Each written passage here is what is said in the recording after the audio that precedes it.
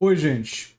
Ana Hickman, a apresentadora, denunciou o marido dela como um agressor, alguém que teria agredido ela. Isso está em todos os jornais.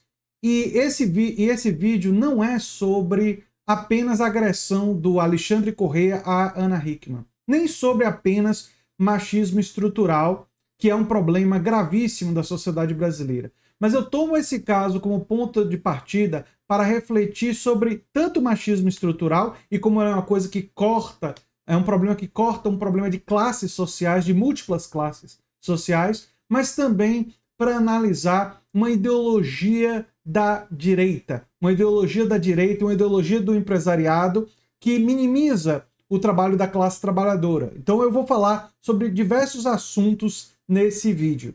Mas só para destacar o que aconteceu, né? A Ana Hickman denunciou ter sido agredida e ameaçada pelo marido Alexandre Corrêa, né? Ela ficou com o braço imobilizado, então foi uma coisa meio grave mesmo, né? E teria sido por causa da dívida, tem já algumas notícias dando conta disso. Eu gostaria de lembrar a vocês que eu fiz um vídeo há algum tempo atrás, esse vídeo aqui, Hickman, bolsonaristas endividados estão de sacanagem. E quando eu digo que estão de sacanagem, eu me referia fundamentalmente a essa frase do marido da Ana Hickman, agora não apenas uma pessoa despejando de ideologia de direita, não só porque ele é bolsonarista, viu? Mas porque ele resolveu dizer que vida de empresário é dura. E ele acusou uma instituição financeira de cobrar dívida. Segundo ele, o Banco do Brasil estaria sendo predatório e ganancioso. Uma dívida de 1,2 milhões de reais que pode chegar a 3,5 milhões de reais, segundo já várias reportagens, né? Várias reportagens. Eu acho interessante que o pessoal da Ana Hickman disse que foi um desentendimento. Após um desentendimento entre Alexandre Corrêa e Ana Hickman, a polícia militar foi acionada. Eu acho interessante que gente rica tem desentendimento, né? Quando se fala de alguém da classe trabalhadora, chamaria o quê? De barraco, né? É que nem aquela conversa assim que quando é da classe trabalhadora diz que são pessoas loucas, né? Nos ricos tem um transtorno mental. Sempre tem uma linguagem, não sei se vocês já perceberam isso, né? Mas quando se trata da classe dominante, não se usa a mesma linguagem que se usa em relação à classe trabalhadora, muitas vezes para falar das mesmas coisas. Para falar das mesmas coisas. Isso demonstra claramente uma tentativa de isolar a classe dominante de críticas, né? De críticas. Não, foi apenas um... Olha só como a assessoria da Ana Hickman disse.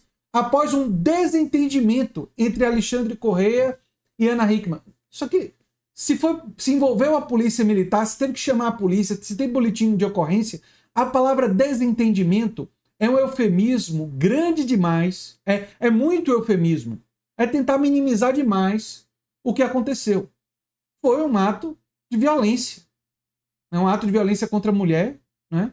E que, pelo encadeamento dos eventos, como foi posterior a toda essa repercussão envolvendo a dívida, né, que eles têm com bancos, leva à hipótese provável de que esse deve ter sido um dos motivos do desentendimento. Embora, obviamente, isso não precisa ser dito, nada justifica essa violência, né? Não se justifica essa violência. Agora, por que isso tem uma dimensão e serve como um ponto de partida para analisar a postura da classe dominante? E aí eu volto para a frase do marido da Ana Hickman: vida de empresário é dura. Vida de empresário é dura. Né? Ignorando completamente a vida dos trabalhadores brasileiros, que passam necessidades, muitas vezes.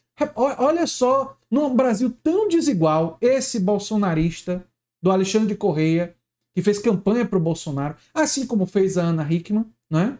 Mas ele diz que a vida de empresário é que é dura, né?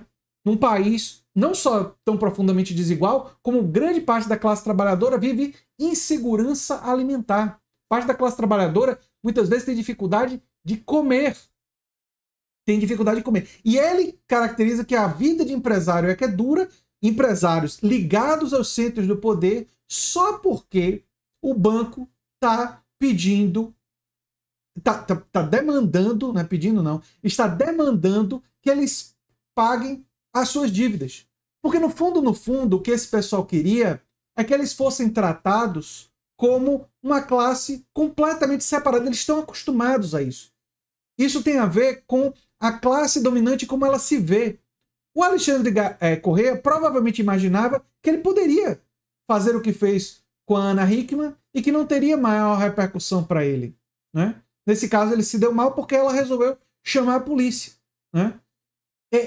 E o problema da violência contra a mulher é um problema que corta classes sociais. Mas a diferença você percebe com relação ao endividamento porque ele acreditava que em relação a ele, o banco não deveria querer cobrar juros.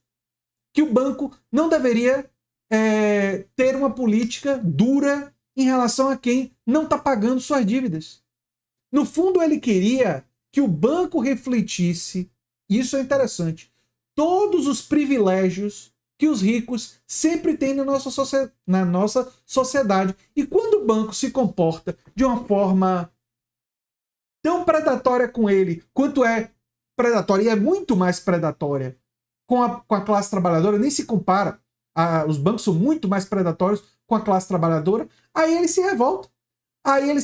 Começa a xingar o banco, entendeu? Provavelmente isso foi um dos fatores que motivou ele a discutir com a esposa e perde as estribeiras e mostra todo o machismo estrutural que tá ali, mas que precisava de uma faísca, de uma circunstância para brotar, para se manifestar, não é? E quantas mulheres no Brasil não passam por situações de violência em suas casas, em suas residências, por homens em suas vidas que se veem no direito de fazer isso? Milhares de mulheres. E, em muitos casos, um dos fatores que está conectado na classe trabalhadora é justamente a falta de dinheiro. Isso não justifica de sob hipótese nenhuma, mas isso mostra que esses problemas estruturais do machismo que precisa ser combatido, ele precisa ser combatido também se combatendo a desigualdade. Tem que se combater. O problema de classe social não é um problema isolado.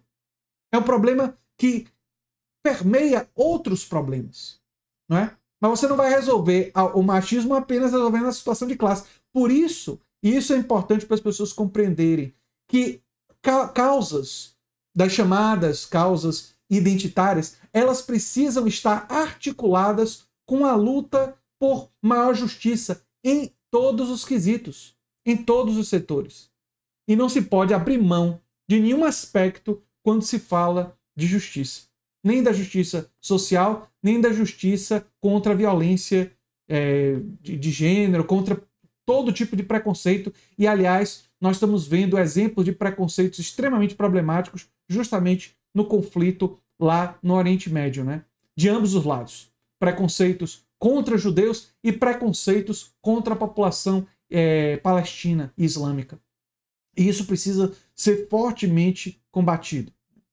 Eu sou André Teixeira Jacobina, o canal é a Nova Máquina do Tempo, e se você gosta do que a gente faz, se inscreve, dá um like, compartilha, quem sabe vira membro ou apoiador, quem sabe faz um dos nossos cursos. Um abração e até o próximo vídeo. Tchau, tchau.